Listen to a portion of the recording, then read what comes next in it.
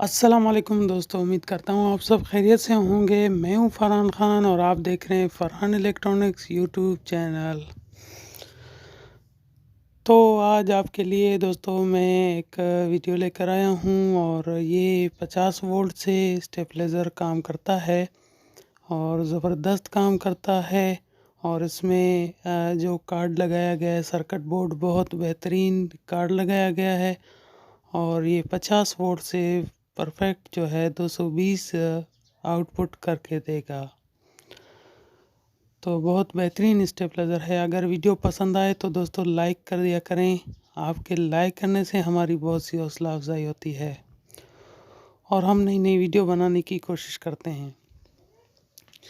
अगर आपको स्टेबलाइज़र पसंद आए तो आप अगर लेना चाहते हैं तो हमारे कॉन्टैक्ट नंबर पर रब्ता करें और इंशाल्लाह हम आपके लिए बना बनाया स्टेबलाइज़र भी भेज सकते हैं। तो दोस्तों जैसा कि आप देख रहे हैं, ये वेरेक में हमने 220/22 वोल्ट दिए हैं और ये आउटपुट का मीटर है और इसमें भी 220/22 वोल्ट हैं।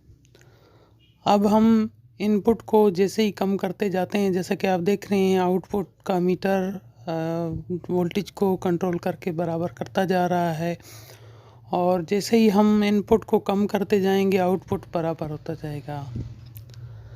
आप देख रहे हैं 50 से 53 वोल्ट हैं और यहाँ पर 210 से 220 वोल्ट आउटपुट कर रहा है।